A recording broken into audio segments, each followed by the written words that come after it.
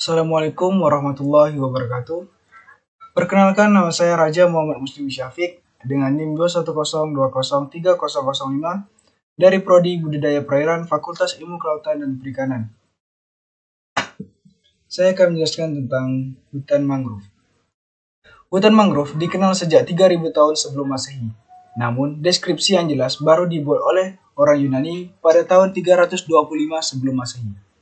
Definisi komunitas di daerah pantai atau muara sungai di daerah tropis yang dipengaruhi oleh pasang surut air laut, yang didominasi oleh jenis pepohonan yang mempunyai kemampuan untuk tumbuh dan berkembang pada perairan asin.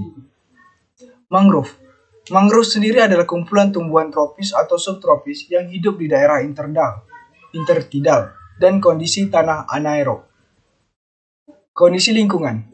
Kondisi lingkungannya optimal untuk daerah dapat hidup, tumbuh dan berkembang dengan baik. Suhu udara 20 derajat Celcius dan air 24 derajat Celcius. Tekstur substrat atau tanah berlumpur cukup terlindung dari hempasan ombak, jangkauan pasang surut yang luas, aliran air tawar, arus laut yang dapat membantu penyebaran benih bentuk pantai yang dangkal dan landai untuk memudahkan perkembangan benih. Zonasi berdasarkan salinitas. Zona air payau hingga air laut dengan salinitas pada waktu terendam air pasang berkisar antara 10 sampai 30. 2. Area yang terendam sekali atau 2 kali sehari selama 20 hari dalam sebulan. Contohnya Rhizopora mucronata. Area yang terendam 10 sampai 19 kali per bulan. Contohnya A. alba, Almarina, Soneratia, Griffithii, Rhizopora sp. Area yang terendam kurang dari 9 kali setiap bulan. Contohnya Rhizopora sp, Bruguiera sp. 5. Area yang terendam hanya beberapa hari dalam setahun. Contohnya Bruguiera gymnorrhiza, Rhizopora apiculata. 6. Zona air tawar hingga air payau, di mana salinitas berkisar antara 0 sampai 10. Zonasi hutan mangrove di Indonesia. Area yang kurang lebih masih di bawah pengaruh pasang surut. Asosiasi NIPA. Area yang terendam secara musiman, contohnya hibiscus dominan. Adaptasi tumbuhan yang beradaptasi sempurna terhadap kondisi lingkungan yang unik. Pohon mangrove mempunyai bentuk adaptasi khusus untuk hidup pada kondisi lingkungan yang sangat berubah-ubah atau dinamik, terhadap kadar oksigen rendah, terhadap kadar garam tinggi atau berdaun tebal dan kuat, ada jaringan penyimpanan air, struktur stomata, terhadap tanah labil, atau struktur akar yang sangat ekstensif dan jaringan horizontal. Adaptasi akar, artinya Rhizopora spp, sistem prakaran tongkat atau penyangga, Avicenna spp, Sonerata spp, dan Nilocarpus sp. Sistem prakaran cakar ayam, contohnya Cryop spp, sistem prakaran papan, Bruguiera spp, sistem prakaran lutut. Adaptasi daun. Mengandung banyak air, mempunyai jaringan internal penyimpanan air, mengandung kelenjar garam untuk menjaga keseimbangan osmotik dan mengeluarkan garam. Adaptasi reproduksi. Mempunyai bentuk khusus untuk mendukung perkembangan dan penyebaran benih, mengencambahkan buahnya hingga sudah menjadi anakan sebelum jatuh, sudah siap hidup dan tumbuh pada habitat yang selalu tergenang. Umumnya vivipar melekat di akar. Isogoman sp. Tree oyster.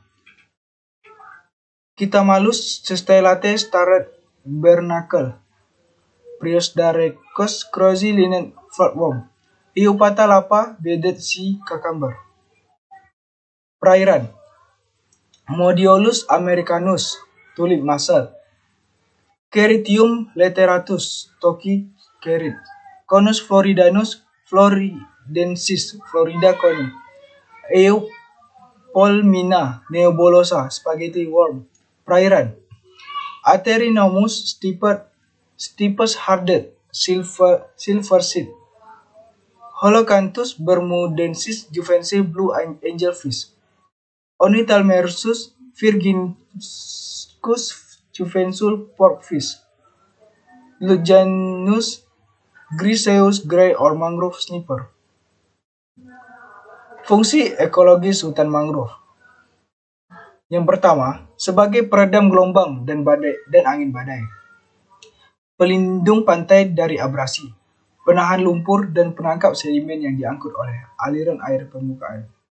Yang kedua, sebagai penghasil sejumlah besar detritus, terutama yang berasal dari daun dan dahan pohon mangrove yang rontok. Yang ketiga, sebagai daerah asuhan atau nursery ground, daerah mencari makan, feeding ground, dan daerah pemijahan atau spawning ground, bermacam biota perairan, contohnya ikan, udang, dan kerang-kerangan. Pemanfaatan hutan mangrove, yang pertama sebagai pemasok larva ikan dan udang alam, yang kedua sebagai daerah ekowisata. Pengenalan masing-masing jenis. Yang pertama Rhizopora, contohnya akar tunjang, buah silinder. Bruguera, akar lutut, buahnya silinder. Soneratia, buah SPT, apel, akar nafas. Avicennia, buah seperti kacang, akar nafas. Caryopsis, akar lutut, tanpa akar udara, buah silinder. Nilorcapus, akar papan, buah seperti bola. Aegiceras, buah seperti cabai kecil. Genus Rhizopora. Rhizopora mucronate, jumlah rangkaian bunga 4-8, daun lebih lebar, buah lebih panjang. Rhizopora stylosa, jumlah rangkaian bunga 9-16. Rhizopora apiculate, jumlah rangkaian bunga genus Bruguera. Bruguera gymnorrhiza, rangkaian bunga 1, warna kelopak merah. Bruguera parviflora, rangkaian bunga 3-4, warna kelopak putih.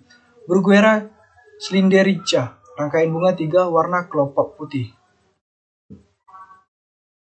Genus Caryopsis. Caryopsis tagal, buah menghadap ke bawah. Cotyledon berwarna kuning. Caryopsis decandra, buahnya menghadap ke atas. Cotyledonnya berwarna merah.